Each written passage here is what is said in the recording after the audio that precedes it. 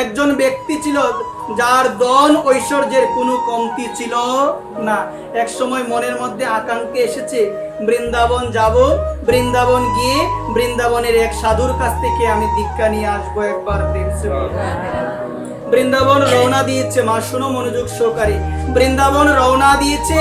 বৃন্দাবনে যাওয়ার পরে সাধুর সঙ্গে সাক্ষাৎ হয়েছে। সাধুর সঙ্গে সাক্ষাৎ হওয়ার পরে সাধুকে প্রণাম জানিয়েছে।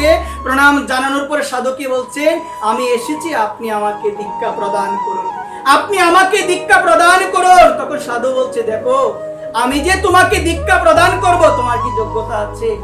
তোমার কি যোগ্যতা আছে? এই কথা বলার পরে সে বলল, আমার টাকা পয়সার কোনো কমতি নাই, আমি রূপে গৌরবে আমি সবার থেকে সেরা, আমার কিসের কমতি, আমার কিসের কমতি? তখন সাধু বাবা বলছে, দেখো তুমি যদি প্রমাণ করতে পারো তোমার যোগ্যতা আছে, তাহলে অবশ্যই আমি তোমাকে দীক্ষা প্রদান করবো একবার। বলছেন বৃন্দাবন থেকে এমন একজনকে তুমি বের করে আনো যে যার থেকে তুমি যোগ্য।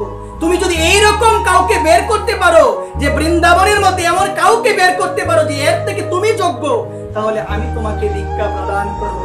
এই কথা বলার পরে সে ভাবলো, এমন তো কাউকে পেয়ে যাবই, কারণ আমার ধন ঐশ্বর্য, আমার টাকা পয়সা রূপে গৌরবে আমি অনেক এগিয়ে আছি। উনি আমাকে বলছেন, আমি যদি বৃন্দাবনের মধ্যে এমন কাউকে বের করতে পারি যিনি আমার থেকে অযোগ্য, যিনি আমার থেকে অযোগ্য, এবং তাকে যদি ওই সাধুর কাছে আমি নিয়ে যেতে পারি, আমি যদি প্রমাণ করতে পারি ওই অযোগ্যর থেকে আমি যোগ্য বেশি, তাহলে সাধু আমাকে দীক্ষা প্রদান করবে একবার। রাস্তার মধ্যে বেরিয়েছে, রাস্তার মধ্যে বেরিয়েছে, বৃন্দাবনের পথে পথে যাচ্ছে। কিছু দূর যাওয়ার পরে একজন কৃষককে দেখতে পেল একবার। প্রেম সে বলো, কাকে দেখতে পেল? একজন কৃষককে দেখতে পেল। কৃষককে দেখতে পাওয়ার পরে মনে মনে ভাবলো, ওর থেকে আমি যোগ্য, ওর থেকে আমি যোগ্য, ও আমার থেকে অযোগ্য হবে। ও কৃষক, ও কৃষি কাজ করে, ওর থেকে দেখতেও আমি সুন্দর, ওর থেকে টাকা পয়সাও আমার বেশি, ওর থেকে আমি অনেক এগিয়ে আছি। একটু দূর যখন এগিয়ে গেল তখন চিন্তা করলো, ও কৃষক হতে পারে, শুনেছি বৃন্দাবনে যারা থাকে তারা সাধারণ কেউ না, শুনেছি বৃন্দাবনে যারা থাকে, বৃন্দাবনে যারা বাস করে তারা সাধারণ কেউ না, তারা হলো বিশেষ ভাগ্যবান। বিশেষ ভাগ্যের ফলে, বিশেষ সুকৃতির ফলে আমার ভগবান কৃপা করে তাদেরকে বৃন্দাবনে জন্ম দিয়েছে। আর আমি ভাবলাম কি, আমি ভাবলাম যে তার থেকে আমি যোগ্য, কিন্তু এখন আমার মনে হচ্ছে তার থেকে আমি যোগ্য কি হতে পারি? তার থেকে যদি আমি যোগ্য হই, সে যদি অযোগ্য হয়, তাহলে সে থাকতো আরেক জায়গায়, আমি থাকতাম বৃন্দাবনে, তাহলে আমি তো হলাম অযোগ্য। তার জন্ম হয়েছে বৃন্দাবনে। বৃন্দাবনে শুনেছি যে আমার ভগবান তিনি হলো বৃন্দাবনবাসীর প্রত্যেকের সন্তান। প্রত্যেকটা মানুষ আমার ভগবানকে ভালোবাসে, আমার ভগবানকে তারা ভালোবাসে।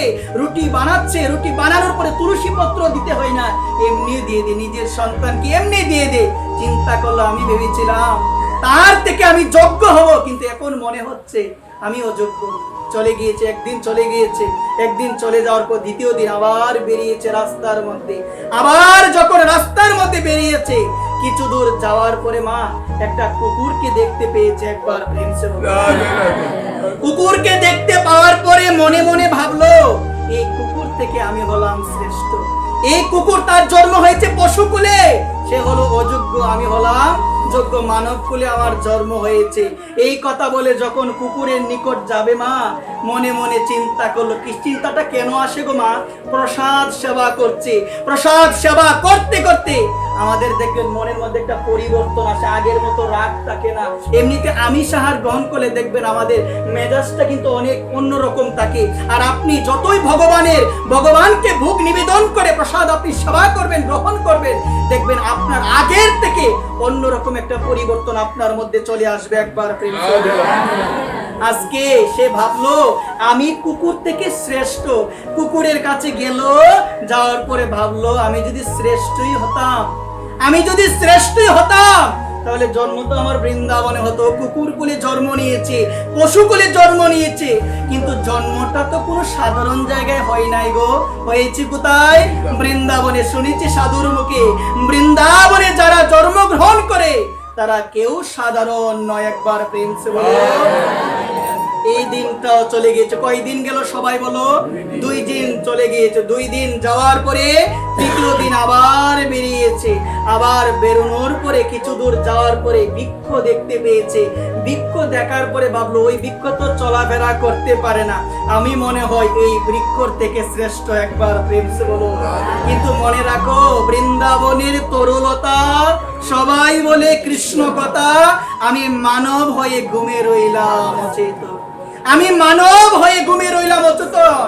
এই বৃন্দাবনের যে তরুলতা, তারা সাধারণ কেউ নয়। আমরা দেখতে পেয়েছিলাম ভগবানের পরম ভক্ত, যার নাম হল উদ্ধব মহারাজ, যিনি প্রার্থনা করেছেন, প্রভু গো, আমার যদি আবার জন্ম হয়, আমি যেন বৃন্দাবনের তরুলতা হয়ে জন্মগ্রহণ করতে পারি। একবার তৎমুহূর্তে আবার ভাবলো, আমি যে বৃক্ষটাকে দেখার পরে ভাবলাম এই বৃক্ষ হলো অযোগ্য, আমি হলাম যোগ্য। কিন্তু শুনেছি সাধুর মুখে যে স্বয়ং ব্রহ্মাদেব তিনি প্রার্থনা করেন তিনি যেন বৃন্দাবনের মধ্যে বৃক্ষরূপে জন্মগ্রহণ করতে পারে। একবার চিন্তা করলো, আমি বৃক্ষর থেকে অধম। চলে গেল মা, তৃতীয় দিন চলে গিয়েছে। চতুর্থ দিন যখন গিয়েছে শৌচকৃত্য করতে, মা মনে রাখো, একটু মনোযোগ সহকারে শুনো। যখন শৌচকৃত্য করতে গিয়েছে, আমরা সবাই জানি এই জায়গার মধ্যে কি থাকে গো মা, একটু মনোযোগ সহকারে শুনো। বিষ্টার মধ্যে বিভিন্ন দেখবে কীট থাকে না মা। এই কীটগুলোকে দেখার পরে ওই ব্যক্তিটা বলল, ওই কীটের থেকে তো আমি শ্রেষ্ঠ। কি সে তো তার চেয়ে কিসের মধ্যে, বিষ্টার মধ্যে শ্রেষ্ঠ। ওই কীট বলে উঠলো, আমি তোমার থেকে শ্রেষ্ঠ, তুমি শ্রেষ্ঠ নয়। আমি ছিলাম প্রসাদ রূপে, তুমি সেবা করেছো, সেখান থেকে আমি হয়েছি কি, আমি তোমার থেকেও শ্রেষ্ঠ। সে মনে মনে চিন্তা করলো, আমি এমন কাউকে পাবো না, আমি এমন কাউকে বৃন্দাবনের মধ্যে পাবো না যে আমি প্রমাণ করতে পারবো তার থেকে আমি শ্রেষ্ঠ, তার থেকে আমি যোগ্য। আমি হলাম অযোগ্য। চিন্তা করে চলে গেল। চিন্তা করে যখন চলে গেল, পরদিন গুরুদেবের কাছে গিয়েছে, ওই সাধুর কাছে গিয়েছে। শুনো মনোযোগ সহকারে, সাধুর কাছে যাওয়ার পরে আজকে আর কোনো কথা বলে না, সাধুর চরণ জড়িয়ে ধরে বলছেন, আপনি আমাকে বলেছিলেন আমি যদি এমন কাউকে দেখাতে পারি যে যিনি হলো আমার থেকে অযোগ্য, তার থেকে আমি যোগ্য, তাহলে দীক্ষা দিবেন। আমার মনে হচ্ছে কি, আমার মতো অযোগ্য জগতে আর কেউ নাই, সবাই হলো যোগ্য, আমার মতো অযোগ্য আর কেউ নাই। যারা কৃষ্ণ ভক্ত মা, তারা তো এটাই বলে, আমি যোগ্য নই মা, আমি যোগ্য নই, তো আমার মতো অযোগ্য এই ত্রিজগতে আর কেউ নাই, আমার মতো পাপী আর কেউ নাই। যখন তুমি এই কথাটা বলবে প্রতিদিন ভগবানের কাছে গিয়ে, মা একটা বার যদি তুমি বলতে পারো, ভগবান আমার মতো পাপী আর কেউ নাই। ও মা, ভগবান তো সাধুদের উদ্ধার করার জন্য আসে না, কাদের উদ্ধার করার জন্য আসে গো? পাপীদের উদ্ধার করার জন্য আসে। আমার মহাপ্রভু কেন এসেছেন? অধঃপতিত জীব, পাপী জীব, যারা সংসারে মত্ত হয়ে আছে, আমার মহাপ্রভু সেই সমস্ত জীবদের উদ্ধার করার জন্য তিনি এসেছে। এখন আমি যদি বলি আমি ভক্ত, আমি যদি বলি আমার যদি ভক্তর অভিমান থাকে, আমার যদি বিভিন্ন প্রকার অভিমান থাকে, তাহলে আমি কি সেই চরণ পাবো মা? কখনো পাবো না। তাহলে বলতে হয় মা প্রতিদিন, গোবিন্দ আমার মতো পাপী আর কেউ নাই, আমার মতো অযোগ্য কেউ নাই। যদি এটা বলতে পারো, তাহলে তো তোমাকে গোবিন্দ কৃপা করবে, অন্যথায় কখনো কৃপা করবে না, কখনো কৃপা করবে না। আজকে সাধুকে বলছেন, আপনি বলেছিলেন এমন কাউকে বের করে আনার জন্য যার থেকে আমি যোগ্য। আমার মনে হচ্ছে কি, শুধু বৃন্দাবন নয়, এই বিশ্ব ব্রহ্মাণ্ডে আমার মতো অযোগ্য আর কেউ নাই। এখন আপনি যদি কৃপা করে, করুণা করে আমাকে দীক্ষা দেন, তাহলে আমি দীক্ষা পাবো, অন্যথায় আমার সম্ভব নয়। এই কথা বলার পরে তখন সাধু বলল, এখন তোমাকে দীক্ষা দেওয়া যাবে কেন? তোমার মনের পরিবর্তন হয়েছে, এখন তোমাকে দীক্ষা দেওয়া যাবে কেন? তোমার মধ্যে দীনতা এসেছে, কিন্তু আগে ছিল তোমার মধ্যে অহংকার, ধনের অহংকার, রূপের অহংকার, গৌরবে তোমার হৃদয়ে পরিপূর্ণ ছিল। এখন তোমার মনের মধ্যে দীনতা এসেছে, আমার মতো অধম আর কেউ নাই, এখনই তুমি যোগ্য হয়েছ, আমি তোমাকে দীক্ষা দান করবো। একবার প্রেম।